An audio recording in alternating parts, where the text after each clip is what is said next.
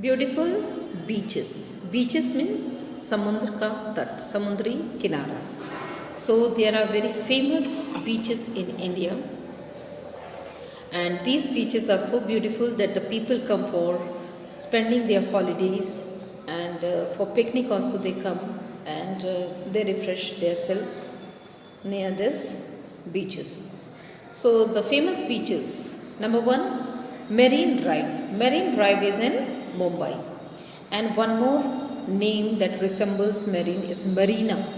दूसरा हम देखते हैं Marina, which is the longest beach in India, that is in Chennai. So number 4, Marina is in Chennai, and number 1, Marine Drive is in Mumbai.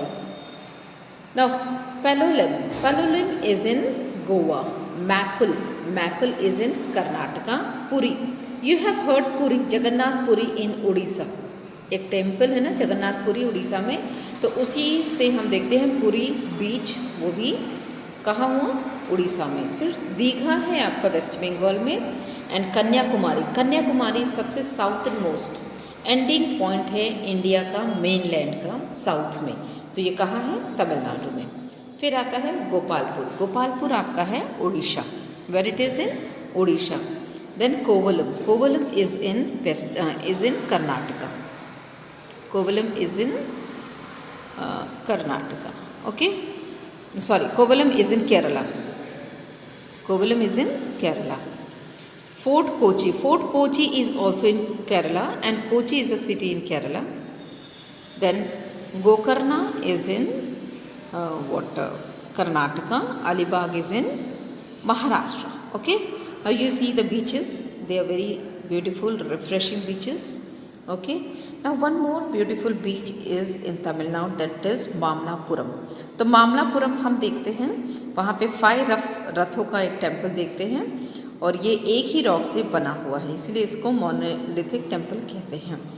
और ये भारत की, तमिलनाडु की और भारत की अपनी एक हेरिटेज में आता है, और जो बहुत ही पॉपुलर हेरिटेज हो जाते हैं तो यूनेस्को वर्ल्ड हेरिटेज उसको अपने लिस्ट में शामिल करते हैं, और उसे फिर उसकी सुरक्षा का जिम्मा लेते हैं. तो 1984 में यूनेस्को ने मामलापुरम को अपना वर्ल्ड हेरिटेज साइट घोषित किया. ठीक है. Now the rapid fire is the longest beach in India is Marina beach of Chennai. So this was your beautiful beaches. Now coming to the multi-purpose project in India. Now multi-purpose projects have been built over the rivers in India. Now what is this multi-purpose project? Multi-purpose projects are the dam. What is dam? You see in the picture. Dam. A wall is built across the river to hold back the water. यहाँ पे आप देख रहे हैं एक दीवार बनाई गई है नदी के किनारे, और उसके पीछे बहुत बड़ा तालाब है, इसको हम रिजर्वर कहते हैं. ठीक है. तो ये तालाब कैसा है, जब नदी बहती है तो उस पानी को रोककर उसके आगे हम एक दीवार खड़ी करते हैं ताकि पानी को रोका जा सके, और फिर उस दीवार के बीच में गेट्स बनाए जाते हैं, और जब बाढ़ आती है तो वो गेट्स को बंद कर दिया जाता है, और जब सूखा पड़ता है तो वो गेट्स को खोल दिया जाता है. और वैसे नॉर्मली धीरे धीरे पानी बहता रहता है, लेकिन अचानक जब बाढ़ आने शुरू होती है तो पूरा उसको बंद कर दिया जाता है ताकि ये रिजर्वर फिल होता रहे पानी से, और आगे पानी ना बढ़े और बाढ़ ना आए. और उसी तरह जब सूखा पड़ता है तो इसको ज़्यादा से ज़्यादा खोल दिया जाता है ताकि आगे वाले जो प्लेसेस हैं उनको पानी की पूर्ति हो सके. तो इस तरह जो डैम है मल्टीपर्पज़ का काम करते हैं, बाढ़ को भी रोकते हैं और सूखे को भी रोकते हैं. तो हम देखते हैं हीराकुंड बांध सबसे लंबा बांध है. ठीक है. तो ये कहाँ पर है, ये महानदी पे बनाया गया है, और महानदी कहाँ है, उड़ीसा में. ठीक है. फिर हम देखते हैं सबसे ऊंचा बांध, और सबसे पहला बनाया गया बांध है भाखड़ा नांगल बांध, और जिसको जवाहरलाल नेहरू जी ने कहा था it is as a temple of India. तो जैसे ये हमें सूखे से बचाव करती है, बाढ़ से बचाव करती है, साथ ही साथ जब ये ऊपर से नीचे पानी गिरता है तो उस फ्लोइंग से टरबाइंस को ये रन करते हैं, ठीक है, और ये टरबाइंस इलेक्ट्रिसिटी प्रोड्यूस करती है। तो इस तरह हाइड्रो इलेक्ट्रिक पावर भी हमें बांध से मिल रहा है। So that's why it is called multipurpose project of India and Jawaharlal Nehru set it as a temple of India, ठीक है।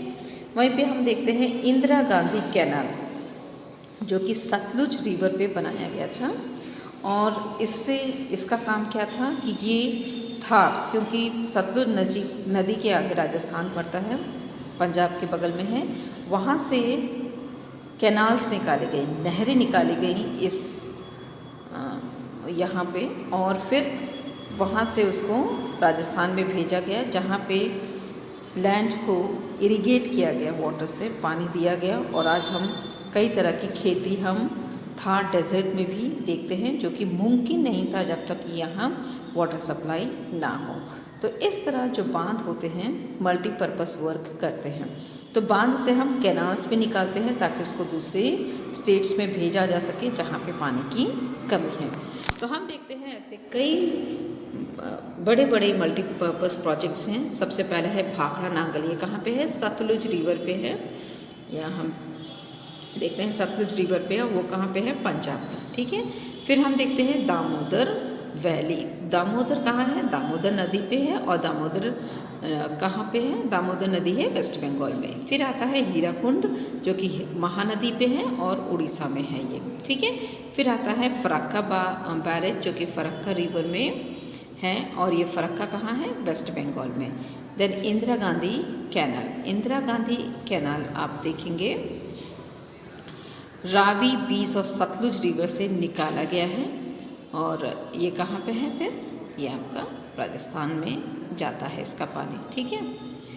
नाउ चंबल प्रोजेक्ट, तो चंबल नदी पे है, और ये कहाँ पे है? एमपी में है, ठीक है। Now Kakra is in Tapti. Tapti कहाँ है? गुजरात में। फिर है कोयना कहाँ पे है आपका? कोयना है कोयना नदी में, और कोयना नदी है महाराष्ट्र में। नागार्जुना सागर बांध, वन ऑफ द लॉन्गेस्ट बांध in Krishna river, that is in, where is Krishna? Now say where is Krishna?